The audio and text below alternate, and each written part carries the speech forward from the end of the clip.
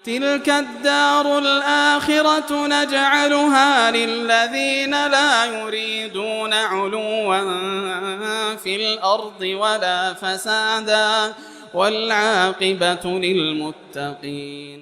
Ahsanallahu ilaikum Pak Ustaz. Ya, barakallahu fikum. Izin saya bertanya Ustaz, bagaimana pengertian dari firman Allah dalam surat Al-Fatir ayat 28 yang berbunyi innama yahshallaha min ibadihil ulama. Artinya sesungguhnya yang takut kepada Allah di antara hamba-hambanya adalah mereka para ulama. Yang saya mau pertanyakan Ustaz, apa yang dimaksud dengan ulama pada ayat 28 surat Al-Fatir? Dua, apa balasan bagi orang-orang yang memiliki sifat khasyatullah kepada Allah Subhanahu wa taala? Sifat apa? Khasyatullah. Khasyatullah. Baik, Barakallahu fik. Jazakumullah khair. Baik, ayatnya innama yakhsyallaha min ibadihil ulama. Sungguhnya yang takut kepada Allah dari hamba-hambanya hanyalah para ulama. Jadi batasi di situ hanyalah para ulama. Itu pembatasan hasar yang menunjukkan keutamaan orang yang berilmu. Sebab khasyatullah, rasa takut kepada Allah itu didapatkan dengan perantara ilmu. Dengan dia belajar. Dia belajar tauhid kepada Allah. Dia belajar nama-nama dan sifat-sifat Allah. Sehingga dia punya rasa khasyat. Punya rasa takut kepada Allah. Iya. Khasyat ini muncul dengan ilmu. Dengan belajar. Semakin dia berilmu, semakin besar khasyatnya kepada Allah Subhanahu wa ta'ala. Karena itulah dari keutamaan para ulama, mereka adalah orang-orang yang punya rasa khasyat. Dan yang punya rasa khasyat itulah yang didahulukan masuk ke dalam surga. Jannatu adnin tajri min tahtihal anharu khalidina fiha abada radhiyallahu anhum wa radu'an. Kemudian dikatakan apa? Dzalika liman khasyya rabbah.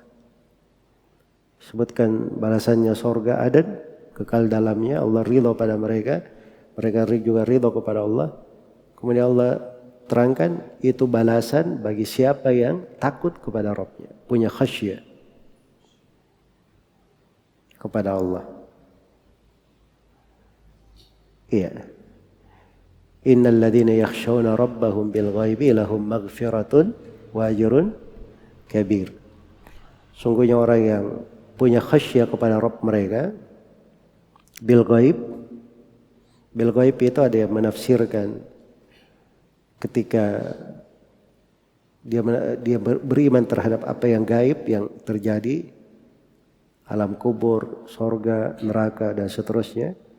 Ada yang berkata beriman takut kepada Allah bil ghaib artinya di kondisi manusia tidak ada yang melihat, dia sendiri, tapi dia tetap takut kepada Allah, maka untuknya pengampunan dan pahala yang sangat besar. Iya, karena itu definisi ulama itu hakikatnya adalah orang yang takut kepada Allah Subhanahu wa ta'ala. Hanya memang ulama itu bermacam-macam, bertingkat-tingkat. Iya. Ada yang namanya alim bi amrillah.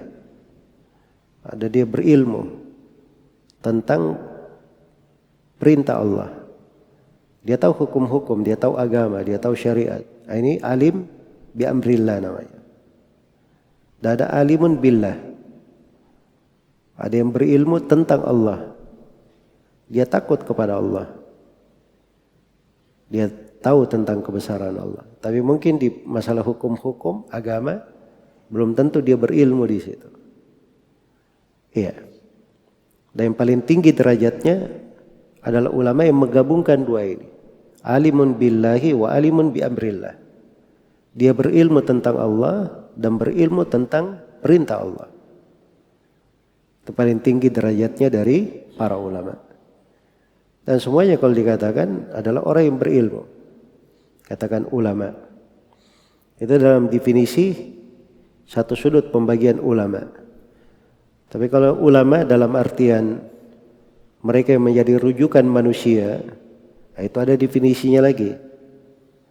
Ulama yang boleh memberi fatwa, itu ada definisinya lagi. Ulama yang boleh mengajarkan sebuah bidang ilmu, itu ada definisinya lagi. Iya, ada definisinya juga. Yang ringkasnya memang bahwa alim itu 3 jenis itu tadi. Ada alimun billah, alimun bi amrillah, dan alimun billahi wa bi amrillah. Iya. Itu mungkin ringkasannya untuk 2 pertanyaan Bapak. Ya wallahu taala alam.